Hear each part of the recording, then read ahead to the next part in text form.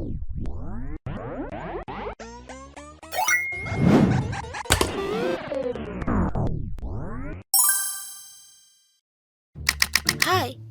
what's up players? Cliffers di sini. Selamat datang di server kehidupan nyata. Pernah nggak sih kalian ngerasa hidup ini kayak game RPG yang grafisnya bagus banget, tapi tutorialnya ribet? Kita semua punya misi harian, kuliah, nugas, sosialisasi, dan yang paling susah, bertahan hidup sampai akhir bulan.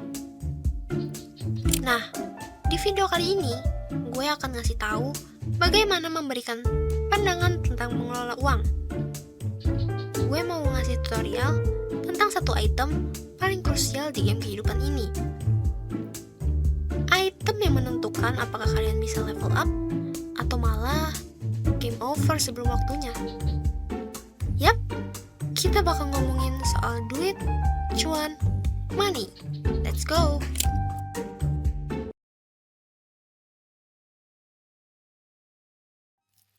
Coba deh, ubah mindset kalian.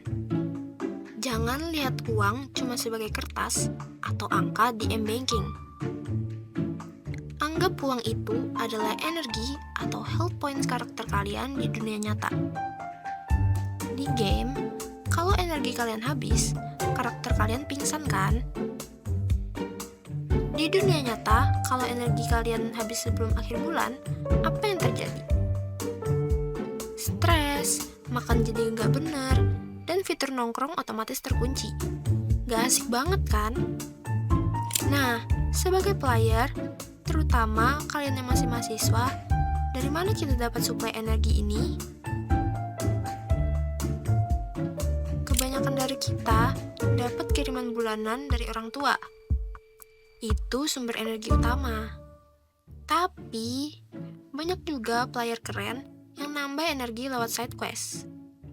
Misalnya, nge-freelance, jualan online, part-time di cafe, atau dapat achievement berupa beasiswa.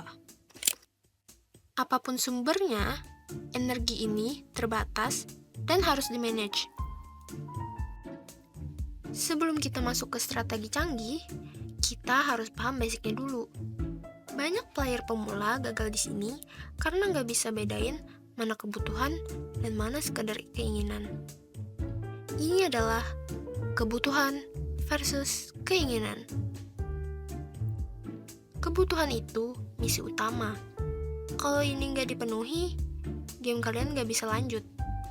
Contohnya kayak bayar kos, makan biar nggak sakit, kuota internet buat submit tugas, sama ongkos transport. Ini wajib. Nah, kalau keinginan itu kayak beli skin mahal di game, sifatnya cuma bikin permainan lebih seru atau karakter kalian terlihat lebih keren. Tapi sebenarnya nggak ngaruh ke tamat atau enggaknya game kalian. Contohnya kayak ngopi di kafe mahal setiap hari, check out baju baru cuma karena lapar mata lihat diskon, atau top up game biar kelihatan sultan. Jujur aja nih, seringkali energi kita bocor halus di bagian yang kelihatan bergengsi ini kan? Padahal, misi utama belum kelar.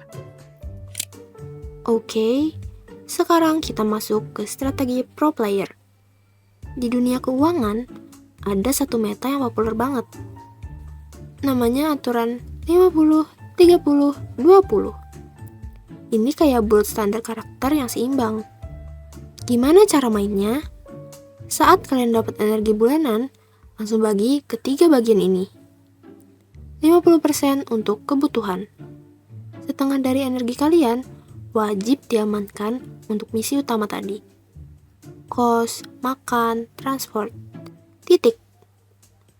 30% untuk keinginan. Ya, hidup gak boleh kaku-kaku amat. Kalian juga butuh hiburan. Jatah ini buat nongkrong, nonton bioskop, atau beli cilok depan kampus. Tapi ingat, cuma 30%.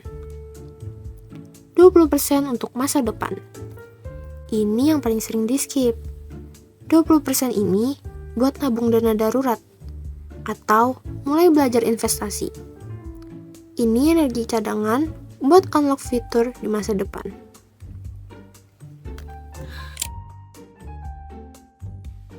Tapi, gue tahu apa yang ada di pikiran kalian. Kak Glyph, teori sih gampang, realitanya susah. I feel you. Apakah teori 50, 30, 20 ini relevan buat semua orang? Terutama mahasiswa dengan kiriman pas-pasan? Jawabannya bisa iya, bisa enggak. Enggak relevan kalau kiriman kalian benar-benar ngepas. Misalnya, uang kos dan makan aja udah makan 70% dari kiriman. Masa iya dipaksa jadi 50%? Nanti makannya promak doang dong. Kalau kondisinya gitu, porsinya harus diubah. Mungkin 70% kebutuhan, 20% keinginan, dan 10% tabungan. It's okay. Tapi, teori ini tetap relevan sebagai kerangka berpikir. Poin pentingnya bukan di angka saklek 50, 30, 20-nya, tapi di kebiasaan membagi energinya. Jangan sampai 100% energi habis cuma buat keinginan. Terus bingung bayar kebutuhan di akhir bulan. Paham kan maksud gue? Sesuaikan persentasenya dengan tingkat kesulitan game kalian masing-masing. Oke, teori udah masuk. Sekarang saatnya ujian praktek. Gue bakal kasih 2 skenario. Kalian harus pilih keputusan yang tepat dalam 3 detik. Siap? Skenario 1. Ketika kalian sedang makan di warteg biasa dengan harga 12.000, lalu kalian merasa bosan dengan lauk yang itu-itu aja. Kalian beli bakwan buat menambah rasa di makanan kalian.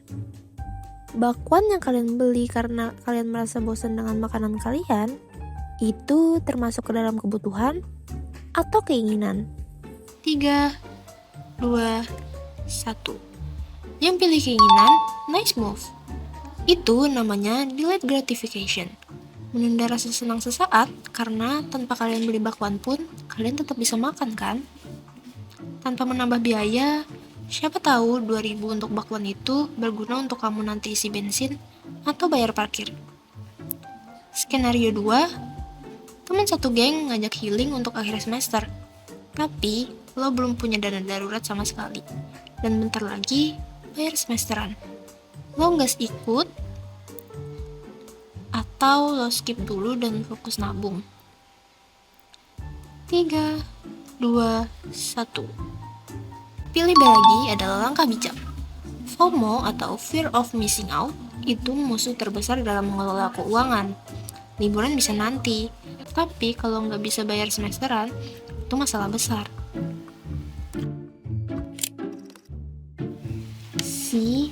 Mengelola keuangan itu nggak serem kok.